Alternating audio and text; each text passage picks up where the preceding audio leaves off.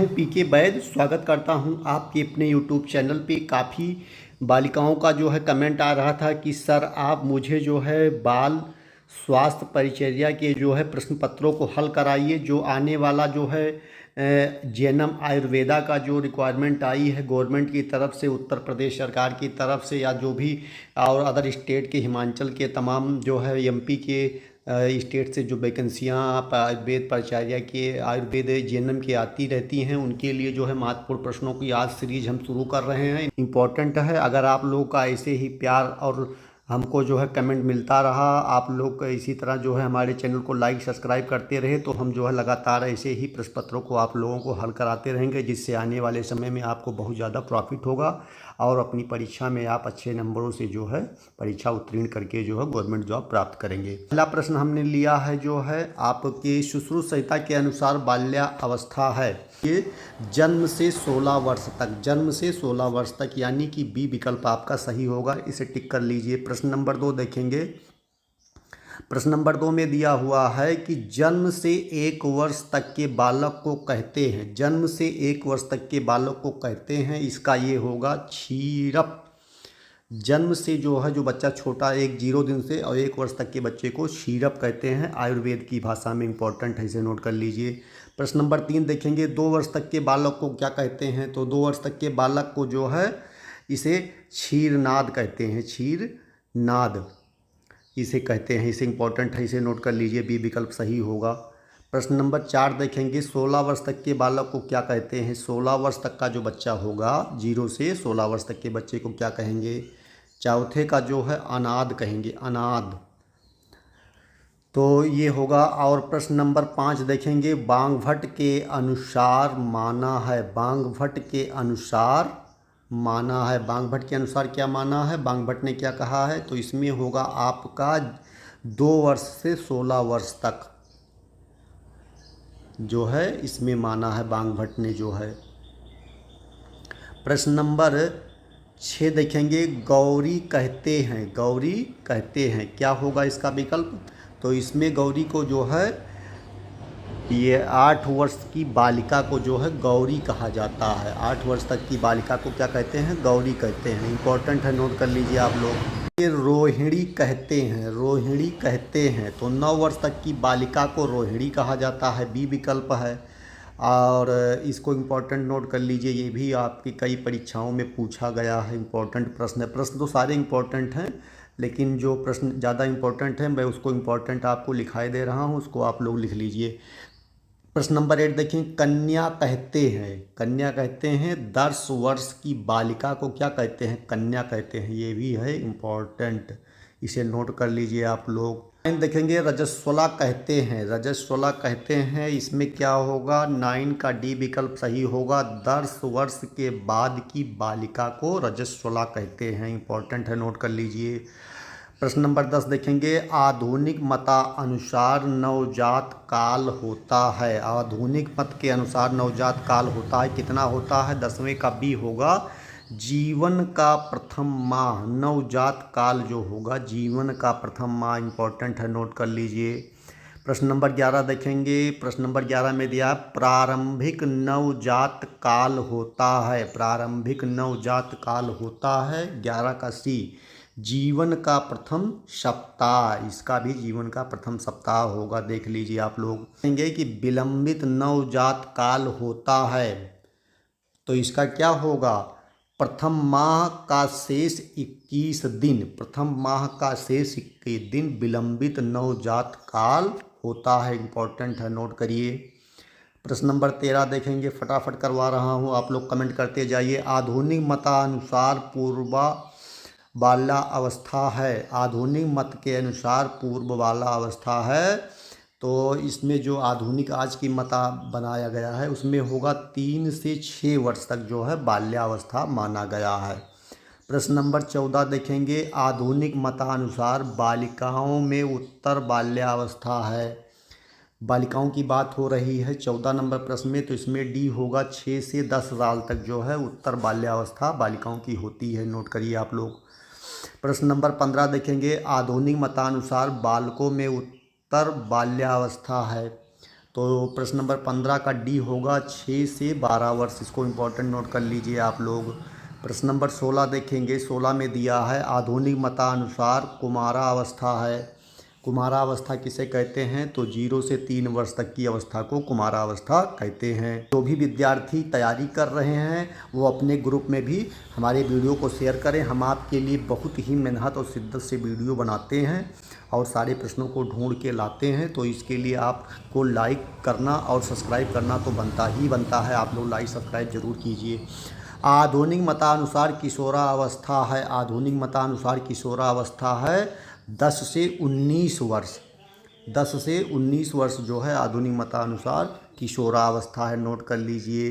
प्रश्न नंबर 18 देखेंगे, तुरंत जन्म लिए बालक को कहते हैं, तुरंत जन्म लिए बालक को कहते हैं जात मात्र, जात मात्र कहते हैं। तुरंत जन्म लिए बालक को कहते हैं जात मात्र, इंपॉर्टेंट है, नोट कर लीजिए। प्रश्न नंबर 19 देखिए, पौंगड़ कहते हैं जन्म से 5 वर्ष तक, 6 से 10 वर्ष तक, 1 से 15 वर्ष तक, 16 वर्ष के से ऊपर। तो 19 का क्या होगा? इसका होगा 6 से 10 वर्ष तक का जो है इसमें विकल्प सही होगा। बी से नोट कर लीजिए, इंपॉर्टेंट होगा आने वाले एग्जाम के लिए। प्रश्न नंबर 20 देखेंगे, 20 में क्या बोला गया है? किशोर बालक कहते हैं जन्म से 5 वर्ष तक, 6 से 10 वर्ष तक, 11 से 15 वर्ष तक और 16 से ऊपर। तो 20 का क्या होगा? सी, यानी कि 11 से 15 वर्ष तक के बालक को किशोर बालक कहते हैं, इंपॉर्टेंट है, नोट कर लीजिए। प्रश्न नंबर 21 देख लेंगे आप लोग फटाफट। यौना अवस्था कहते हैं, यौना अवस्था कहते हैं, इसमें दिया हुआ है जन्म से 5 वर्ष तक, 6 से 10 वर्ष तक, 11 से 15 वर्ष तक, 16 से ऊपर। तो 21 नंबर प्रश्न का कौन सा विकल्प सही होगा? इसमें होगा 16 वर्ष से ऊपर, यानी डी विकल्प आपका सही होगा। नोट करिए फटाफट आप लोग। ये समय पर प्रसवित शिशु कहते हैं, तो इसमें ये विकल्प दिया है 37 सप्ताह के पूर्व, बी है 42 सप्ताह के बाद, सी है 37 सप्ताह से 42 सप्ताह, उपयुक्त कोई नहीं। तो 22 का कौन सा सही होगा? फटाफट बता दीजिए। इसका सी विकल्प सही होगा। 37 से 42 सप्ताह तक के जो है बालक को प्रसवित बालक जो है कहते हैं, इसे नोट कर लीजिए, इंपॉर्टेंट होगा आने वाले समय में। प्रश्न नंबर 23 में दिया हुआ है समय पूर्व प्रसवित बालक को कहते हैं, जो समय से बाद पैदा होते हैं उनको क्या कहते हैं? तो 23 में जो है ए विकल्प सही होगा। 37 सप्ताह के पूर्व जो बच्चे पैदा हो जाते हैं उनको समय से पूर्व प्रसवित बालक कहते हैं। प्रश्न नंबर 24, कालातीत प्रसवित शिशु कहते हैं, कालातीत प्रसवित शिशु कहते हैं। 24 का कौन सा होगा? बी विकल्प सही होगा। 42 सप्ताह के बाद जो बच्चे पैदा होते हैं उन्हें कालातीत प्रसवित शिशु कहते हैं, नोट करिए, इंपॉर्टेंट होगा। प्रश्न नंबर 25, अति अल्प भार शिशु BLBW कहते हैं, अति अल्प भार शिशु 25 इंपॉर्टेंट होगा, बहुत ही महत्वपूर्ण होगा, इसे टिक करिए आप लोग। तो शिशु का भार 1.0 किलोग्राम से कम जब होगा तो BLBW कहेंगे। अति अल्प भार शिशु, जो बहुत हल्के बच्चे होते हैं उनको कहा जाता है, ये बच्चे जो है इनको कहेंगे। तो इम्पोर्टेंट है, नोट कर लीजिए आप लोग। प्रश्न नंबर 26 देखेंगे कि अल्प भार शिशु लो बर्थ वेट कहते हैं, अल्प भार शिशु कहते हैं। 26 का ये होगा, शिशु का भार 2.5 किलोग्राम से कम होगा तो इसे अल्प भार शिशु कहेंगे, इम्पोर्टेंट है, नोट कर लीजिए विद्यार्थियों। 27 देखिए फटाफट आप लोग देखिए। 27, शिशु के माता के गर्भ में रहने की सामान्य अवधि होती है, शिशु के माता के गर्भ में रहने की सामान्य अवधि होती है। 27 का बी विकल्प सही होगा, यानी 280 दिन। 280 दिन जो है शिशु के माता के गर्भ में रहने की सामान्य अवधि होती है, इसे नोट करिए, इम्पॉर्टेंट है, बहुत ही इम्पॉर्टेंट है, वेरी इंपॉर्टेंट, नोट कर लीजिएगा। जन्म के समय शिशु का भार सामान्यतः होता है, जब बच्चा जन्म लेता है सामान्यतः जो भार होना चाहिए वो कितना होना चाहिए? 28 का बी विकल्प सही होगा, 3.5 किलोग्राम। अगर 3.5 किलो का बच्चा आपका पैदा होता है तो जान लीजिए आपका बच्चा नॉर्मल है और स्वस्थ है, इसमें किसी प्रकार की जो है कुपोषण की नहीं है, ये बच्चा आपका हेल्दी है। 3.5 किलो का बच्चा अगर पैदा होगा, उससे कम होगा तो अंडर वेट होगा, यानी कम वजन वाला हो जाएगा। 29 देखेंगे आप लोग, आप परिपक्व शिशु कहते हैं। आप परिपक्व शिशु कहते हैं जब भार 2.5 किलोग्राम से कम होगा तब उसे आप परिपक्व शिशु कहेंगे, यानी बी विकल्प सही होगा। 2.5 किलो से कम बच्चा होगा तो उसे आप परिपक्व माने प्रीमिच्योर बालक कहेंगे। इंपॉर्टेंट है, नोट करिए विद्यार्थियों। 30 नंबर प्रश्न देखेंगे, इसमें लिखा है अतिपक्व शिशु पोस्ट मेच्योर कहते हैं। अतिपक्व शिशु किसे कहते हैं? 30 नंबर का सी विकल्प सही होगा, जब भार 3.5 किलोग्राम से अधिक होगा, 3.5 किलोग्राम से जब अधिक होगा तो पोस्ट मेच्योर बालक, कुछ बच्चे जो माताएं ज़्यादा हेल्दी डाइट वगैरह लेती हैं, ज़्यादा आराम करती हैं और अपने खान पान पे ध्यान रखती हैं, तो उनका बच्चा जो है 3.5 किलो से अधिक वजन का होता है तो उसे पोस्ट मेच्योर बालक कहते हैं। इंपॉर्टेंट है, नोट कर लीजिए, अधिकतर बहुत बार पूछा गया है, नोट करिए विद्यार्थियों आप लोग। 31 देखेंगे, 31 नंबर प्रश्न में दिया है कि जन्म के समय शिशु की लंबाई सामान्यतः होती है। जब बच्चा जन्म लेता है तो उसके समय शिशु की लंबाई कितनी होगी आप लोग बता दीजिए फटाफट। तो इसका होगा बी विकल्प सही, यानी कि 50 सेंटीमीटर होती है बच्चे का जन्म के समय, चाहे बालक हो चाहे बालिका, उसकी लंबाई होती है। 32 देखेंगे, बालक की लंबाई बालिकाओं की अपेक्षा होती है। बालक की लंबाई बालिकाओं की अपेक्षा होती है, बहुत ही इंटरेस्टिंग सवाल है। जो लोग जानते हैं कमेंट कर दीजिए, इसका बी विकल्प सही होगा, अधिक। बालक की लंबाई बालिकाओं की अपेक्षा अधिक होती है, यानी लड़का जो है अधिक लंबा होता है, लड़कियां थोड़ी छोटी होती हैं जन्म के समय से ही। प्रश्न नंबर 33 देख लीजिए, अपक्व शिशु कहते हैं, अपक्व शिशु कहते हैं, प्रीमेच्योर कहते हैं। इसमें ये विकल्प है, शिशु की लंबाई 40 सेंटीमीटर से कम, शिशु की लंबाई 50 सेंटीमीटर हो, शिशु की लंबाई 50 सेंटीमीटर से अधिक हो, उपयुक्त कोई नहीं। 33 का ए विकल्प सही होगा, शिशु की लंबाई 50 सेंटीमीटर से अगर कम होगी तो इसे अपक्व शिशु कहते हैं। इंपॉर्टेंट है, नोट कर लीजिए आप लोग। 34 नंबर प्रश्न देखेंगे, अतिपक्व शिशु कहते हैं, पोस्ट मेच्योर शिशु कहते हैं, नोट करिए आप लोग। 34 का अगर जान रहे हैं तो कमेंट करते जाइए आप लोग, कमेंट बहुत कंजूसी से करते हैं, बहुत ही मेहनत से वीडियो बनती है आप लोगों के लिए।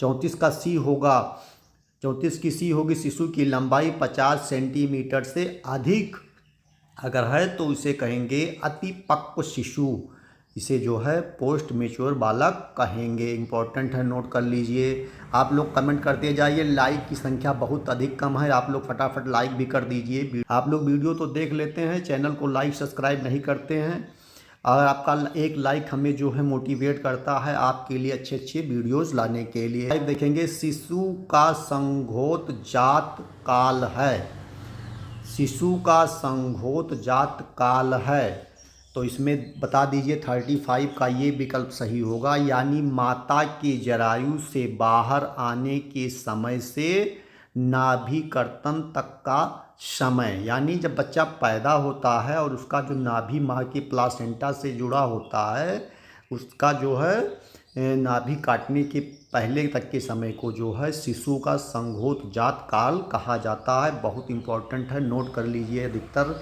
इम्पॉर्टेंट पूछा जाता है हर एग्ज़ाम में, नोट करिए आप लोग। प्रश्न नंबर 36, नवजात परिचर्या कही जाती है। 36 का बी विकल्प सही होगा, 28 दिन तक की परिचर्या, 28 दिन तक की परिचर्या जो है नवजात परिचर्या कही जाएगी, विकल्प बी सही होगा, टिक करिए आप लोग, इम्पॉर्टेंट है। प्रश्न नंबर 37 देखेंगे मित्रों, 37 में दिया है कि नवजात शिशु का मुख किससे साफ करना चाहिए। नवजात जो बच्चा पैदा होगा उसका मुख किससे साफ करेंगे। विकल्प दिया है घृत से, सेंधा नमक से, घृत व सेंधा नमक दोनों से, किसी से नहीं। किसी से नहीं क्या होगा। 36 का विकल्प आप लोग बता दीजिए कौन सा होगा। तो इसमें सी विकल्प सही होगा, यानी कि 37 में जो सी विकल्प सही होगा इसमें होगा घृत व सेंधा नमक दोनों से नवजात शिशु के मुख को साफ कर देना चाहिए। प्रश्न नंबर 38 देखेंगे, इम्पोर्टेंट होने वाला है। नवजात शिशु के सिर पर किसका पिच्चू रखना चाहिए। नवजात जो बच्चा होता है उसके सर पर किसका जो है रखना चाहिए।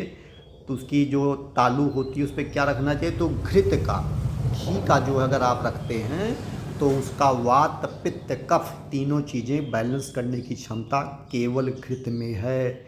ये विकल्प सही होगा। इम्पॉर्टेंट नोट करिए आप लोग, वेरी इंपॉर्टेंट है ये, नोट कर लीजिए। 39 में दिया है कि नवजात शिशु के शरीर पर लगे हुए श्वेत पदार्थ को कहते हैं। नवजात शिशु के शरीर पर लगे हुए श्वेत पदार्थ को कहते हैं श्वेत श्लेष्मा।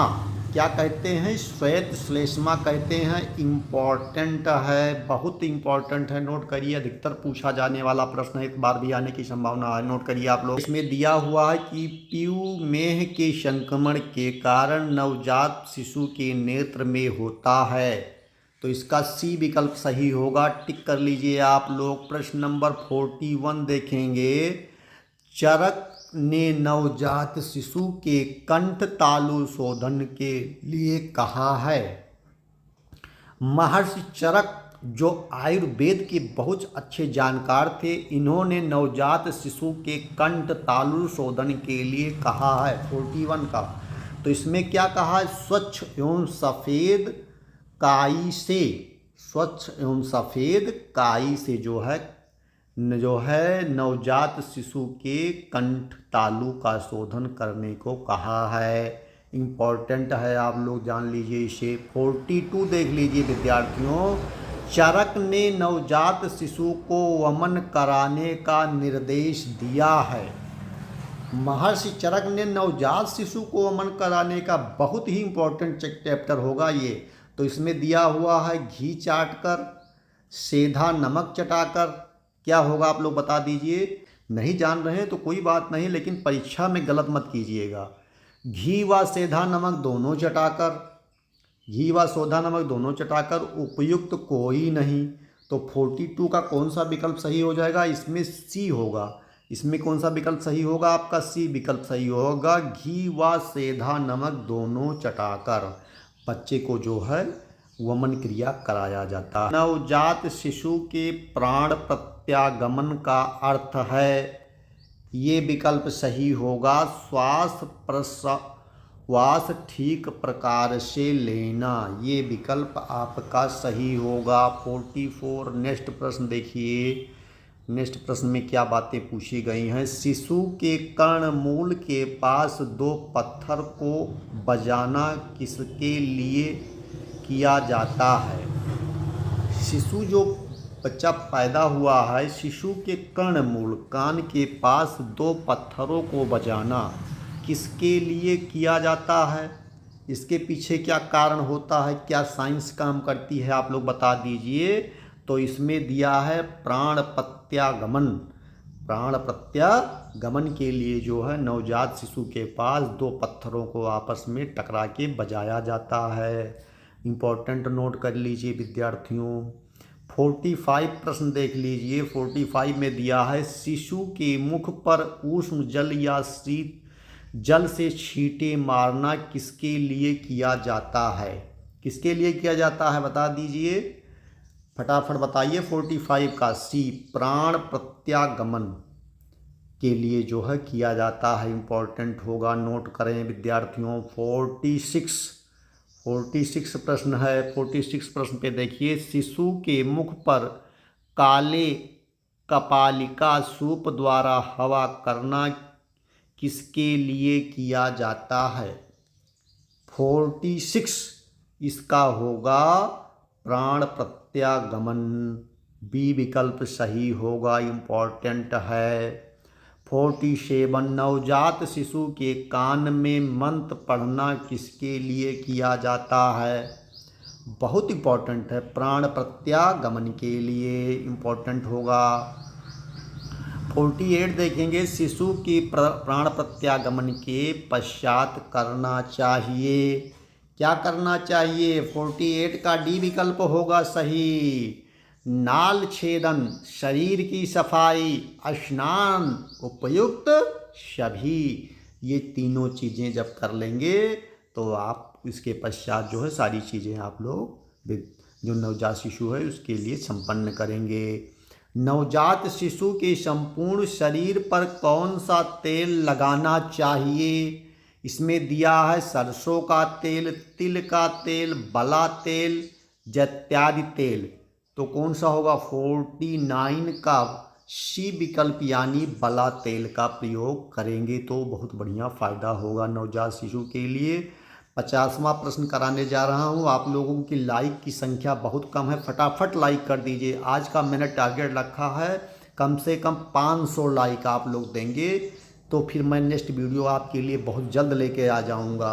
100 प्रश्न होने वाले हैं, 50 मैंने करा दिया है। आगे लगातार आप देखते जाइए, वीडियो बहुत ही महत्वपूर्ण है, स्किप मत कीजिएगा। अपने मित्रों को भी शेयर कर दीजिए। नवजात शिशु के शरीर पर तेल लगाने से लाभ होता है, कौन सा लाभ होता है बताइए भाई? तो इसमें होगा श्वेत श्लेष्मा का नाश होता है, शरीर में स्निग्धता आती है, वात का शमन होता है, उपयुक्त सभी। तो 50 का डी सही होगा, ये सारी चीज़ें होंगी। तो इसको आप कर लीजिए, इंपॉर्टेंट प्रश्न है मित्र।